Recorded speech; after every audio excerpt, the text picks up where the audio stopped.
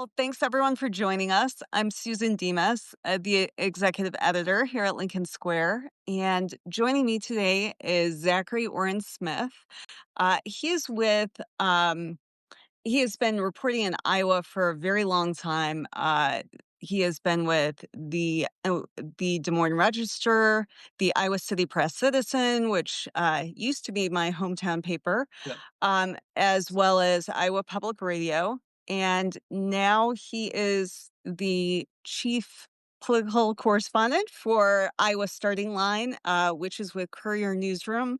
It's a Um, very impressive title. I don't know why they gave it to me. I You know what? If you cover politics in Iowa with all the craziness with the caucuses every 4 years, you deserve every title you can get. We'll take it. We'll take a win. I like at this point, like, have people started coming in for 2028 because it's never too early, right? It's never too early. I mean, right now, because the Iowa Democratic Caucus has more or less imploded, right? We've lost, in some ways, our uh, uh, first in the nation status, right? And so when we Right. talk about the money game and the notoriety and all the pomp and circumstance that comes with the caucus, we're really talking this year or in 2024 about, or excuse me, 2028 about the Republican caucus, right? And kind of who will be the big players there. There still is some media buzz for Democrats running, but right now it's a little quiet on that side. Yeah. I have heard talk that, there are some Democrats who thought it was a mistake to move away from Iowa and New Hampshire kicking things off, and they may want to return to that. So, if that's the case, I'm sure every TV station and newspaper in Iowa will be very grateful, and the hotel industry too, because that's kind of what keeps things running, right? I mean, we still got is it Gallegos coming to town from Mhm. Arizona here. I mean, to say that it's going away, I think is premature, but it certainly is not. It is a changed caucus, right? It was a far cry from the the big, the 2016. Well, when I kind of washed up on the shore, right? When I got on the ground, this was the biggest possible thing. It was Right. money coming in for commercials during the Iowa caucuses that kept a lot of TV stations kind of in the black. It was I mean, and for a lot of Iowans, it was a big deal because they kind of depended on Iowa caucus being the lifeblood and money for what would be their state campaigns, right? You can't talk about gubernatorial races without talking about the activists, the organizers, the infrastructure that the caucus has built. Right now, I mean, Iowa Democrats are in this kind of rebuilding phase as they try to figure out, all right, so if we can't depend on this injection of energy that comes with caucuses every 4 years, who are we? What is our infrastructure? What are we to do? So it's actually a really interesting time if that's your bag. Yeah. Well, I really enjoy every week I talk with reporters from different areas of the country because you're on the ground and you know what's going on in your communities. I have special affection for Iowa since I went to the University of Iowa, lived there for a decade, worked for the Cedar Rapids Gazette. That was my first paper. And so I got to experience covering the caucuses before I left in 2004. And I think, if you want to be a political reporter, it really is something that's fun to do at least once in your life because, Yeah. like, I was covering John Edwards, like, in somebody's living room, with like 35 people. And, that's just normal. That's how things run because, like, you literally get votes house by house. Yeah. And it's that kind of retail politics that, you don't see anywhere else at the presidential level. And I think a lot of people have, discovered that they miss not having that as much as I'm sure political campaigns complain all the time, like, "Oh, it's another ice cream social," you know? But, like, it's what the Iowa caucuses became what they did because that's how Jimmy Carter ended up being the nominee for Democrats in 1976 because that's exactly how he won it, and nobody knew who this peanut farmer, I mean, who's the governor of Georgia, who he really was until, people decided, "Hey, this is someone who's really kind of nice to get to know and, came out of nowhere. So, um, you know, I know at the local level, people still do politics that way, but it really is unusual. It's New Hampshire and Iowa. That's what you get at the presidential level, so it's fun. Yeah, I mean, to Um some extent, these names become kind of household. There's like almost like a household mythos, right? You'll hear stories about that time Howard Dean was in Washington County and did a farmer's blow on someone's kitchen floor, right? And you have, yeah, Yeah. a great one to hear on the trail. They had like when Beto O'Rourke in leading up to the 2020 caucuses, when Beto Mhm. O'Rourke, we were still in that will he won't he period of his presidential bid, Mhm. his caucus bid. I remember I got a call from a old neighbor of mine when I was a reporter in Muscatine. Okay. Called me up on the phone and said, Zach, I think I might have some news for you. Mind you, this guy was like kind of disconnected, not a big party activist type, but it just so happened that Beto O'Rourke's campaign was like, "Hey, you seem like a nice guy. We would love to make a big announcement in your living room." Right. So I don't know. There is an energy there. There's an excitement there. Yeah. I always got to add the caveat though, because a lot otherwise I'll get the fork. There are issues with the caucus, right? Right. And they're numerous. Um, they are they are overwhelmingly dominated by the party's largest activists, right? Right. So if you got the time, if you got the legwork to put in, I mean, you can make a big impact on some of these campaigns. But if you're, I got my first little one coming in September, and I'm thinking, if I was going to try to, put in the legwork to try to push one of these candidates past the post, who's got the time for that, right? I Right. mean, it's a big time commitment. The caucuses happen in the dead of winter. Yes. I nearly I was I had a patch of black ice Oh, on my no. way from high school where one of the caucuses were happening this past caucus. Just trying to get back to Iowa Public Radio studio just so I can make my broadcast. It was I mean, it's part. I mean, it's part of the excitement of it, but it's Mhm. also a limiting reagent that prevents a lot of folks from getting involved in the process. Yeah. I mean, really, with the caucuses, you have to show up. You can't vote early. And so, if there's a blizzard that comes to town on caucus day, then turnout's going to be way down and nobody knows what's going to happen. Right. But Yeah. It's when we talk about party infrastructure, I mean, you also are talking about neighbors that are getting together and talking long form about the what does it mean to be a Republican or Democrat in this state, right. right? It is, I mean, I think I don't know. I feel like people there are many reasons that to move away from the caucus model, right? But I think it's really important to also to with those critiques, like remember that we are thirsty right now for some in-person interactions, for people Yeah. talking to one another. And I wish there was a way to learn a lesson from the caucus, to bring some of what was good about the caucus to some sort of future order. Right now, it's the baby, the bathwater, the tub. It seems it's all getting thrown out. But Yeah. I do wonder what we lose in the process. Yeah. Well, I have still tried to keep tabs on Iowa politics since I've left. Can't And sleep on it. Come on. it's been, about 20 years and, when I left it was a swing state. Um and, that was before Barack Obama won the caucuses in 2008. He won Iowa by good margins both his elections, but, since then the state has taken a hard right, especially with Trump's, first victory in 2016. But then that kind of started with the Tea Party and with Joanie Ernst winning an open Senate seat in 2014.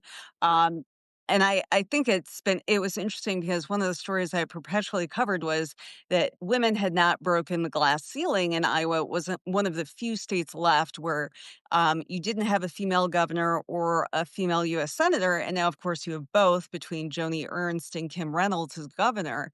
But breaking that glass ceiling for the Democrats has been a little harder.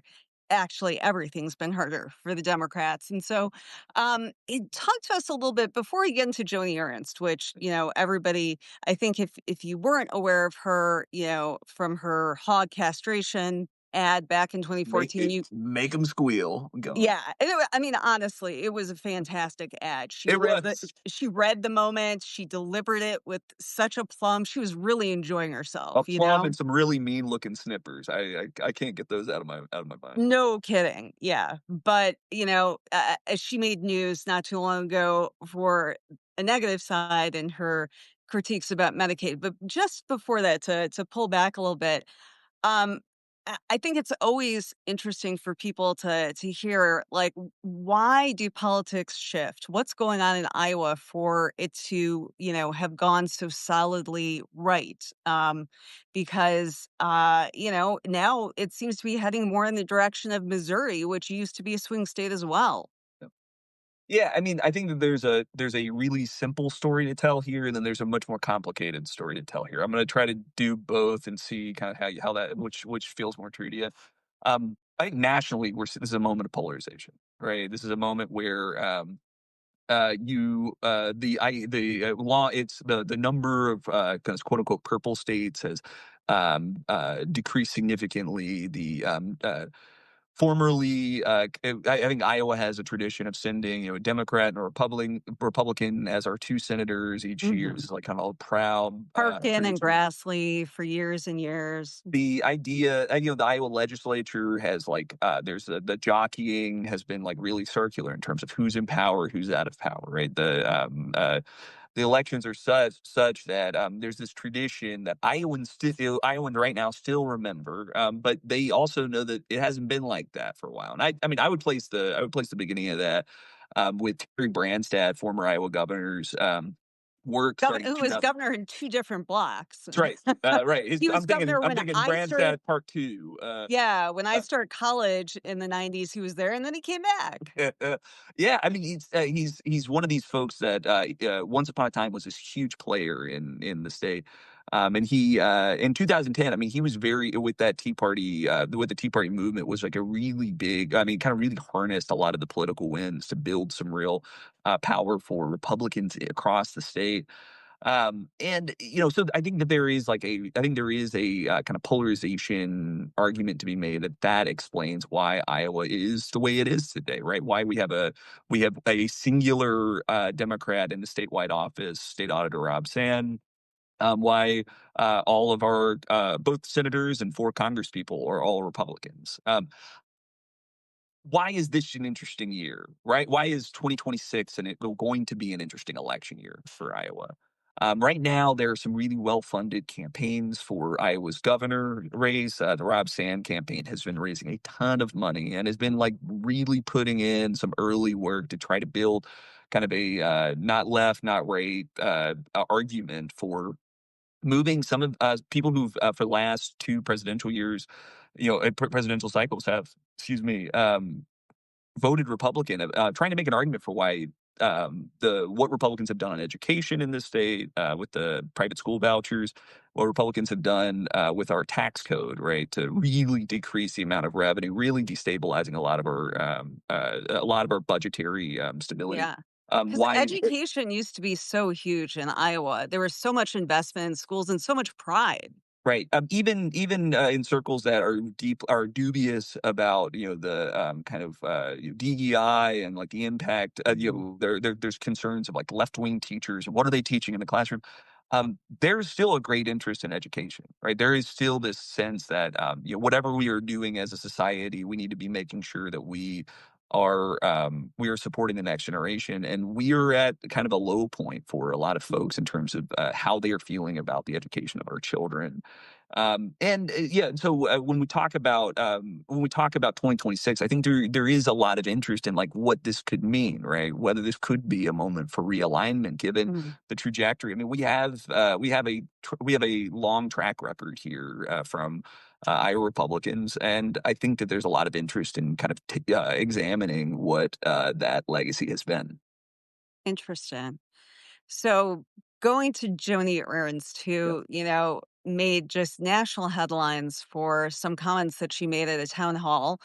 She did a town hall. There are a lot of Republicans who've been avoiding them, and probably after they saw her interaction, that inspired them to further avoid them because she was asked about these, deep, deep Medicaid cuts that ended up being part of the budget bill that did pass. And, she's usually very composed. And so I was very interested to see that she just seemed to she seemed really disinterested in trying to engage with people. I don't know if it's a matter of being used to the fact that I was gotten further read and she usually has, friendly audiences. So maybe this caught her off guard, but her comments, after someone shouted to her about the Medicaid cuts, people are going to die, which, is true. This is not hyperbole. She said, well, we're all going to die, for heaven's sakes, folks, and so she had that moment and it went viral. And then, kind of with the way that Republicans function in social media, she doubled down, and I'm sure that you have watched several times her, traipsing through a cemetery, doubling down like, yes, Yeah. Right. we're all gonna meet our maker. I'm sorry that this is a shock to people. You should all follow my savior, Jesus Christ. And, she's just very smug about the whole thing. So I'm kind of curious now. Um, I've seen the national reaction. I'm curious what the reaction is back home in Iowa. And I know she's facing just a number of candidates who are running against her, including legislator Zach Walls, who has somewhat of a national profile. Yep. And so let's talk a little bit about, is it even realistic, the idea that she could be vulnerable next year? Totally. I think this is like such a this is the story of the year, I think. And I think it begins with this observation, right? There's Joanie Ernst rose to power with, like we already mentioned, the "Make 'Em Squeal" campaign, right? Mhm. Joanie Ernst, there's like kind of a crass funniness to Joanie Ernst that I think is really exciting. Is like something that I think a lot of voters, particularly folks that saw a lot of meaning, think of their political trajectory as beginning with the Tea Party. I think Mm, there's this like kind of no nonsense, no bull, cut the bullshit kind of right. a persona that Ernst really rose to power with, that I think was really charismatic and did Yeah. really well for a lot of Iowans. And she has a military background, She has a military background. In her work in DC, there's like kind of this other persona that she also carries Mm, simultaneously, right? She is this national security wonk, right? She's someone who has been, a big, through her work with the Armed Services Committee, through her work looking at defense policy writ large. She has been one of these really key voices. Has really, I mean, particularly given Iowa's kind of real, the presence of the arsenal, has been a really important voice, I think, in the trajectory of our military, of our armed forces going in the last couple of years. But with that has come there's kind of this other persona that I think that is maybe misaligned with the thing that gave her prominence. mm, And I from into one reporter's vantage point, I think right now there's a little bit of a rub there, right? That the crass Joni and the kind of like composed Joni are mm, having a little bit of trouble. And this is a tough year for a lot of Republicans. You're seeing a lot of people choose not to run for reelection. There are a lot of people, including reportedly Joanie Ernst, wondering whether or not there's a future for them in this party. You'll of course remember that Joanie Ernst got just a ton of backlash, just an avalanche of backlash when she was maybe the sole important voice in her caucus that was holding up Pete Hegseth's right. The Secretary of nomination Defense. for Yeah. Secretary of Defense. I mean, when Charlie Kirk went after her online, I mean, that caused a real fissure with MAGA that was like not undertow, the DC Joni insult, might have stuck. And I Yeah. think she's right now. There are people much smarter than me who are running numbers and doing asking the room, trying to figure out whether or not there's a future for this candidate. Um, but I mean, I think this moment was like kind of been crystal or like really crystallized this kind of like discontent that Mm, not just obviously Democrats feel for towards Joni Ernst, but like kind of an animus that some of the base that pushes that pushed the Trump train across the tracks. Um, mhm. Yeah, I think it's a really important moment for that candidate. Yeah. And, her criticism of Pete Hegseth was, as a woman who'd been in the armed forces and had seen, sexual harassment and sexual assault, and she Mhm. had some real concerns, which, many people did, but it came with a certain heft given her background and that she's a That's right. Republican. And, she got slapped down by, MAGA that, is embracing, this certain version of masculinity. And, it seems like this moment that she had with Medicaid was kind of, a way to try and get back some of the base. Yeah. But there's the push and pull because, the reality is that, a lot of her base relies on Medicaid. I mean, there are a Yeah. lot of Republican voters that, use this program. That's exactly right. If there's a policy that MAGA supports, right, it is absolutely Medicaid. Now there's absolutely an issue that they will raise about who is receiving Medicaid and to what Mhm, extent Medicaid rates are out of control. Granted, but like that is a very popular program with Trump's base. On top of that, say what you will about U.S. Senator Joanie Ernst. She has a really strong bona fides on her work on both domestic violence in the United mhm. States and on sexual violence within the armed forces. Right. These are, of course, crimes that are committed that both the infrastructure of the military and just interpersonally people have worked to suppress. Right. These are crimes that get committed in quiet, and people like to keep them quiet. Right. To have Joanie Ernst, who has has been so public with her story in relation to this. To Mhm. have her being asked by the mob to be silent about this issue, right? When she has qualms about this guy's drinking habits, when she has qualms about this guy's composure, whether or not he's ready for the second in line, second point of control for our U.S. military. And he's gone Yeah, and proven all of those concerns correctly. I mean, with his private signal chats about right. national security secrets. So, yeah. The text, yeah, texting the editor of the Atlantic was a hell of a moment. I'm sure that felt good in the Ernst office. Right. Right. I wanted to talk to you about, I know the political jockeying is what Iowa is really known for, but um, Iowa Starting Line does some really great reporting on different issues, and I know you have a series that you're now publishing on the cancer crisis in Iowa, That's right. and one of the jobs I happen to have in putting myself through college was working on the 10-year National Institute of Health cancer study. Get Um, out. yeah, yeah, and it was not high level work, and I was just literally calling farmers and asking them about, like, "Do you use Roundup?" And we've now seen, that, we have seen a link between Right. cancer and those pesticides, and so, when I saw that this was a series that you were working on, it obviously hit home, and this hits home for you too, as you were writing about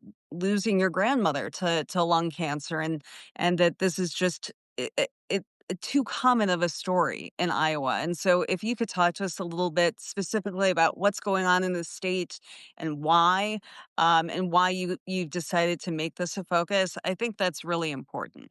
Um, I don't have to tell you this, but like for folks listening, one of the things that I spend a great deal of time is explaining to folks the stakes of the story, right? When I'm covering the shrinkage of a small town in Iowa, when I'm talking about a small college having to close its doors, I'm talking about a clinic closing off its services from a community. So often the work of journalism is trying to connect our readers to points of pain so that they understand what actions mean for us. The incredible thing about this series is I have never once had to explain to a reader or to any of the people that I'm talking to for this story what the stakes of cancer are in our state. Iowa has the second highest rate of cancer, the fastest growing rate of cancer. And Iowa Starting Line, through our series, The Hotspot, is working to unpack, to tease out the many contributing factors that are driving our cancer rate. Now, I always think it's important to start with honesty, right? This Mhm. is not a series that is trying to say X is the reason why Y cancer happens. We're not those people. We don't have that power, right? But what we can do is help take you inside to better understand the many factors that that contribute to such a high rate of cancer. So Mhm. why is it that why is lung cancer such a high rate? Why do we have such a high rate of lung cancer in the state? Mhm. How does radon, a gas a substance that off gases from our soil, how does Mhm. that contribute to that? We're looking at the way that pesticides, things like glyphosate and dicamba, two of our most widely used pesticides, the kind of linkage that science continues to further support between it and certain types of cancers, right? I think what I'm finding, the exciting piece about this project is that people want to read it. We have had a wellspring, not just of Iowans, but folks from across the Midwest who are signing up for our newsletter, who are interested in the conversations we're having on our podcast, Cornhole Champions, trying to that really want to dig in and see what why is it that that these rates are so high, and what are we doing about it? I think Right. that's recently gubernatorial candidate Rob Sand was commenting on the governor made this big push to try to get $1 million in cancer funding. Right, this was $1 million to research cancer, and it was I think for a lot of folks it was nice. Right, it's a great moment. But when you look at that in context of the cuts that we're seeing to our national R&D, our research and development across the Right. nation, federal cuts to that, I think he called it a mouse fart, right? That we are so underfunding this Yeah. research, while this crisis rages, right? I mean, uh, it's a great story because on one day I'm talking to Dr. Richard Deming, this rock star oncologist about what we can do about cancer rates. And on the next, I'm talking to Gano, this an older woman who's getting on this Friday. I'll be going with her to learn what transfusion treatments look like for a cancer patient. It's an incredible series. I hope folks will tune in for it. It's something I've been really excited to share. And if you have any stories, shoot me an email at zach@iowastartingline.com. We'd love to hear from you. Yeah, I'm just so impressed by the fact that, you're blending both, the scientific research and looking into, factors that are contributing, but it's these personal stories Sure. that, I think are just so heart-wrenching to read. And this is just cancer is something that just affects everyone because everybody knows someone in your family or in your life. This is Absolutely. um, it's just pervasive, and, I think at a time where there are so many divides, this is something where you can talk with folks who, maybe aren't such big fans of the media in general, but, Right. this is a story that they wanna share, and that's incredibly important because at the end of the day, I think a lot of times with those of us who cover politics, we're always told like, what are the numbers? And, what's the latest quote of the day? But it comes down to we cover things because the people in office affect everyone, affect, everything down to the schools our kids attend, the air that we breathe. And, we need to kind of keep people at the heart of that because, that's who we're supposed to be, reporting for. So I really appreciate that that's the approach that you take there.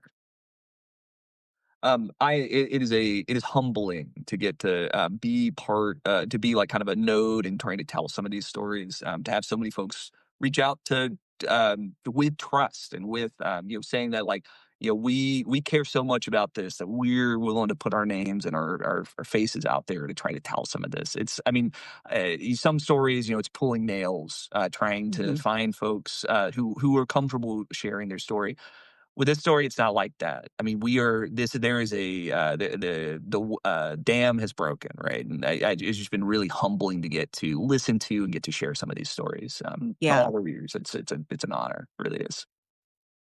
And, I know this isn't necessarily the focus, but you did touch on all of the cuts that are coming down at the federal level. And I mean, that has a very real impact on so many levels. I mean, the University of Iowa, for instance, is a big research university. I'm sure they've been terribly affected, like so many institutions, Cancer and research here has been cut. hospitals. Yes, Yeah, it's yeah. right, These cuts. It's not just to some cancer research somewhere else. It is cancer research right right, here in the Midwest, right here in the state of Iowa. right. That is And getting annexed. And that has obviously an economic impact, but beyond that, I mean, the damage that's being done in terms of trying to help people, that's something that's gonna be very hard for us to quantify and grapple with because, for all of the flaws in our healthcare system and the way things work here and the fact that it's awash with money, we are the envy of the world in terms of our scientists and our medical research. And, to see at the federal level with the Trump administration that they're just taking a hatchet to it, kind of with no rhyme or reason.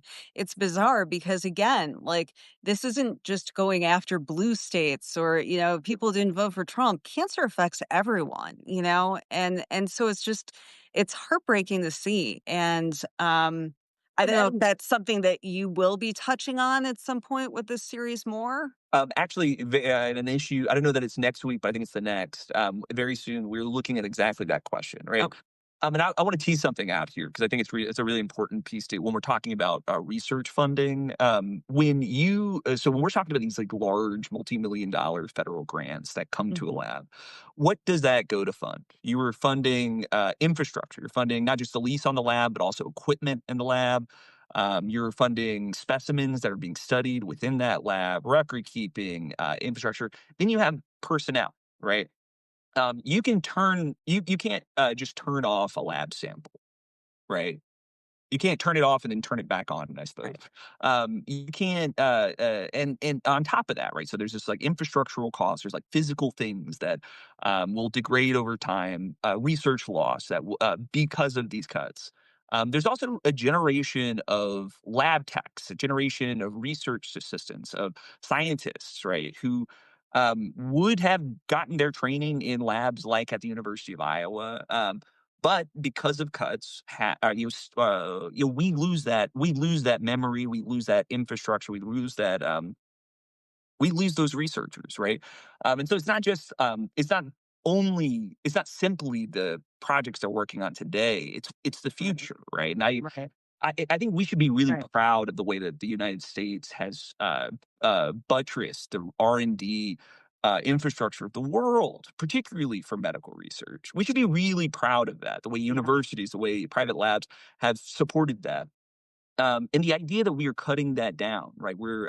I don't know. It seems like such a lost opportunity. Right. It's just again, it feels like we're going backwards, and it's in bizarre ways. I mean, we know that there are debates over, DEI and, trying to roll back civil rights and progress, but, we're going so much further than that, than just targeting groups that, this administration doesn't like. Cuts to the EPA in terms of, greenhouse gases are no longer going to be, classified as, causing climate change. And, that's going to result probably in more diseases and cancer. Cutting back on national parks.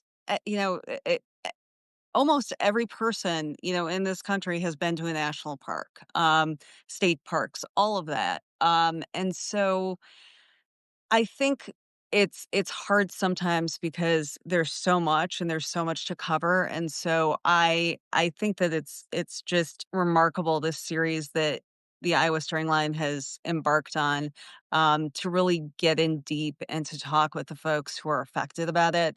And whether you live in Iowa or not, you should really check out the Hotspot and their ongoing coverage because it's just a model of what reporting should be in a community. And Zach, I so appreciate you taking time to be here to talk about that and all of the political news in Iowa. Thank you. It was a pleasure. Thanks for having me. Great.